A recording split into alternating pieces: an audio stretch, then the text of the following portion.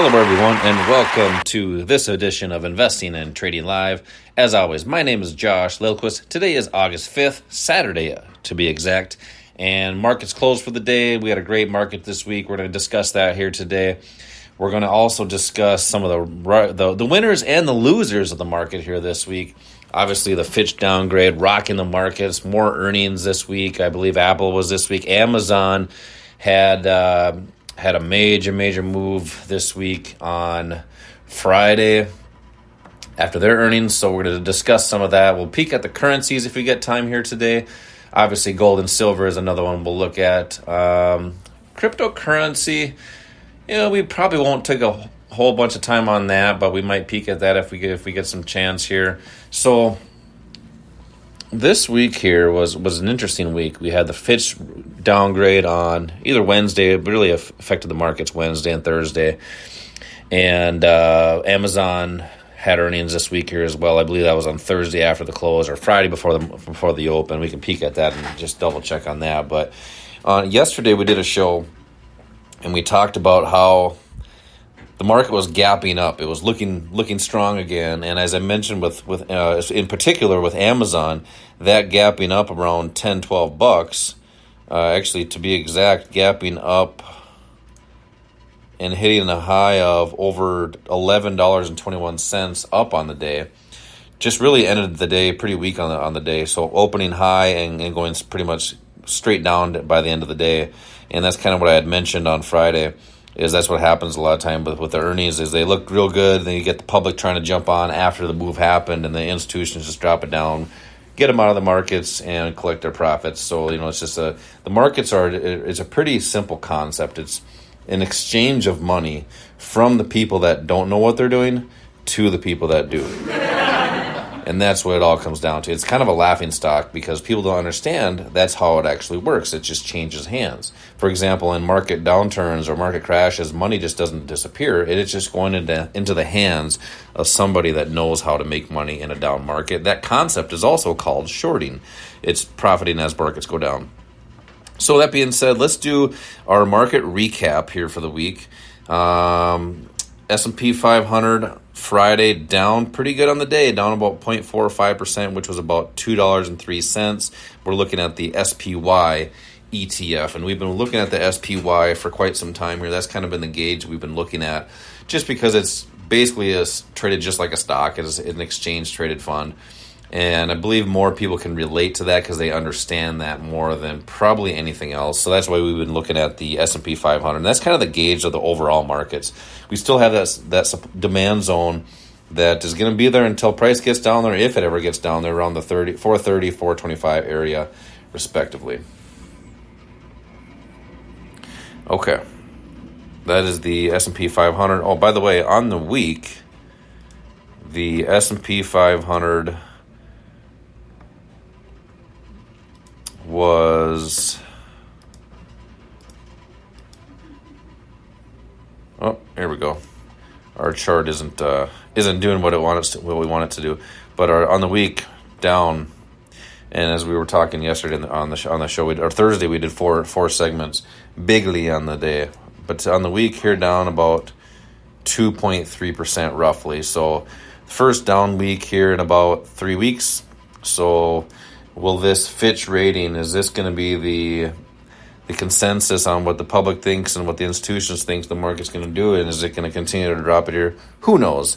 Markets are going to go up. Markets are going to go down. The key is to have strategies for both directions. So that's your S&P 500 recap. Dow Jones Industrial Average also down on the week, and especially on Friday, closing at 350.65. Matter of fact, the S&P 500, I didn't mention that it did close at $446.81. So Dow Jones, same thing, first down week in the last few weeks here, so not looking good for the Dow. The NASDAQ also down, but there was a down week 2 weeks ago, so that one's been a little more volatile and a little bit weaker than the other ones, not showing the strength that we've been seeing there. Okay, so that is your...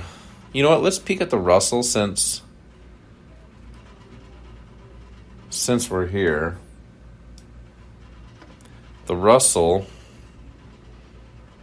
Also down on the week. This one's been a little bit stronger, but there's some demand zones below there. But Russell down about, looks like on the week after it opened up, down about 1.37%. So not as much as the other ones. All right, so that's your major your markets of the week. Let's look at gold and silver. And we looked at the ETF for a while, but now we've been looking at the spot price. Gold closing on Friday at 5 o'clock at 1,942.69. So this market down on the week, so but up on Friday. So we are seeing a little bit of a downtrend starting here. Will this continue? There is supply zone overhead. Could that be what's pushing it down? I don't know, but there'll be demand zones underneath here that could potentially push it back up. That's your silver market, 1942.69. Or sorry, gold. Silver closing the week at $23.67. Some potential demand zones underneath here, so we'll see what happens with that. With my physical silver, it's still looking really good from where we got it, but I'd like to see this go up to 30 and maybe get rid of some of that. Same thing with gold. Bitcoin. I mentioned a few weeks back we had that yellow box. It's been kind of consolidating in. Now it's creating a new one, consolidating still in the same area or in a different area. It's just doing the same thing somewhere else. All right, let's get into some stocks. We mentioned, and even in the title, that Amazon reported earnings and closing the week at 139.57. Still looking really good overall from the lows, really from back in December. So really good on the year. Up about on the year, roughly around 70%. Still not at the all-time highs of 180 the way it looks, but still showing some strength here in that, I think it was great earnings. Yeah, it was good earnings, expecting that to continue with Amazon. And I'll tell you what, with Amazon and packages at my house every single day, there's no way they're going to go out of business. if you think about it, there's packages every single day popping up at everybody's house, especially mine, unfortunately. BHG up 1.2% on Friday, closing the week at $15.13. NVIDIA closing at $446.80. Turtle Beach will be doing earnings, I think, this week, Monday or Tuesday. They closed the week at $11.42. That was a great stock for a really long time here. I loved that stock. Great stock to trade back in 2018, 19, and 20, even into 21. But it showed really big moves in the market, which is what you want to see. So that one, I do like Turtle Beach. That'll always have a special place in my heart. Currently not trading it though, but it is near those lows, so this could be a potential opportunity to get back in there. But it's a headphones, gaming headphones stock. Apple closing the week at $181.99. Tesla closing the week at $253.86. Those were down also on the day. Apple had a really rough day, down almost 5%. 4.8 to be exact. So real rough day for Apple, and they reported earnings on Thursday, and then Friday. And the funny thing is they had good earnings, a surprise of 6 cents. They reported at 126, so they looked really good. But whatever it said in that report, whatever that may be, somebody didn't like it and dropped it big time. It actually gapped down and then continued down, and actually looks like it closed the day right on at the very low of the day. Pretty darn close, within a couple cents. So showing some major weakness with Apple. I do like Apple over long term, but even though I'm not a buyer of it right now, just because it's at a near all-time highs, I'd like to see it come down to the 140 area. But the likelihood of that happening, who really knows? And then options, actually, it is low on the percent Bollinger Band. Volatility could be spiking up to that. Might be an opportunity on Monday to potentially collect some premium. So we'll monitor that on Monday with Apple. Tesla is also lower on the Bollinger Bands. Meta in no man's land. So there's a few opportunities that we have there. WWE stock, they got SummerSlam here this week, so that one here has been a little bit choppy over the last, I'd say, 3-4 months after the sale and everything, the big talk with Vince McMahon. Closing the week at 105.62. And rounding out your stocks, I do want to do Disney as well, up 95 cents on Friday, but really down on the day, the way on the week it looks here. Closing the week at 86.30.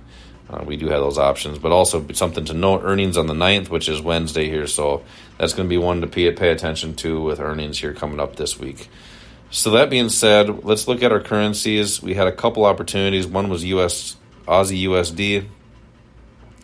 That one had a bias of being bearish, and opportunity that was showing its face there off the daily dimes, looking good there, going back down on Friday. There was I believe, New Zealand yen opportunity to go long. Nope, not quite yet. But I think it was Aussie yen. That one there going back down. So actually, in our hesitation area, in our bullish bias, we have a hesi line near our 92.50 area. So potential opportunity for those people that want to trade the Aussie yen. So that kind of rounds out your movers for the week, the winners, the losers. Oh, I want to mention CAT here. CAT looked really good on, they had a major gap up and continued to go up. They went up on this week here after that gap up about, 8%, 7%, almost 9%. No, actually over 10% they went up, but down the last 3 days. So that'll probably go back down to where it started that gap from. So that one there is going to do what it's going to do. Great company, though. So that does round out your stocks for the week here. We will do a session on Monday, and we'll scan for opportunities as the market opens. We're going to try to start the session right before 8:30 Central Time, which is the open Central here in Minnesota. We'll peek out the opportunities. We'll scan for volatility. Actually, you know what we'll do? We'll look at the percent Bollinger Band as a indicator just to see where are we at with current price, not as a execution indicator, but just where are we at to see if there's anything to look at. Then we'll go look at some volatility and see if there's any opportunities with options in the market. But it'd be nice to see Apple come into some volatility, given some premium there. But we'll look at silver. Silver might have some opportunity to get some premium there as well. So we'll peek at that as the market opens. So we'll probably start the session on Monday prior to 8:30 a.m. Central Time and then go into the open and check out the volatility, the opportunities there. We'll get into more currencies. I know we've been kind of staying away from those or not looking at them as much. It just hasn't been a great mover on the year, really. So we'll look at that and start doing some more analysis on the currency market. And obviously the U.S. dollar. I didn't mention the U.S. dollar here. The last 2 days down pretty big, but still showing some strength here over the last month or so. So that being said, take your profits when they're given to you. Protect your losses to keeping them small. Until next time, retire young, my friends.